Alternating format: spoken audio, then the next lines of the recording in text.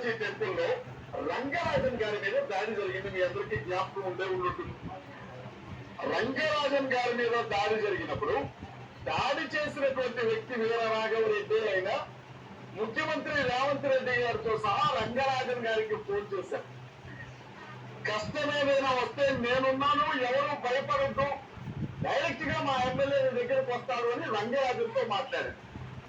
మా ప్రతిపక్ష పార్టీ అధ్యక్షుడు కేటీఆర్ గారు ఆయన దగ్గరికి వెళ్ళి మాట్లాడొచ్చారు.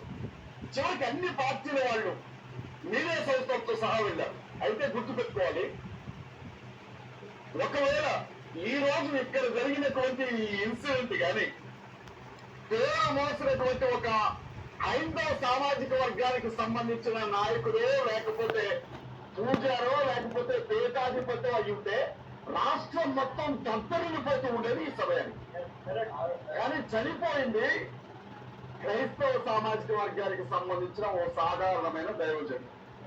వారికి సాధారణమే కావచ్చు, కానీ 100 మంది అజయ్ బాబులు కలిపినా ప్రవీణ్ పగడాల గారి ధ్యానం ముందు సరిపోరు నిలబడలేదు. హిందూ సహోదరులతో అయినా, ముస్లిం సహోదరులతో అయినా, క్రైస్తవ సహోదరులతో అయినా, అక్షరముఖ్య రాని వారికి కూడా దేవుని వాక్యాన్ని అర్థమయ్యేలాగా చెప్పిన ఈ తరపు అపోస్తుడే. అలాంటి వ్యక్తి అత్యంత కిరాతకంగా చనిపోయిన స్థితిలో మనకు కనబడ్డారు. ఇప్పుడే మనం ఒక నిర్ణయానికి రావడానికి వెళ్ళాం. అయితే ఇది యాక్సిడెంట్ అనుకోవడానికి దానికి కొన్ని ఆధారాలు కావాలి. యాక్సిడెంట్ అనేది ఒకవేళ వాస్తవం అయితే ఆ ఏరియాలో ఉండే సీసీ ఫుటేజ్ లో వచ్చిన బండి పడేది కూడా తప్పనిసరిగా నమోదై ఉండాలి. ఒకటి. రెండోది, నిద్రమత్తులో ఆయన పడిపోయాడు అన్న మాట అవాస్తవం.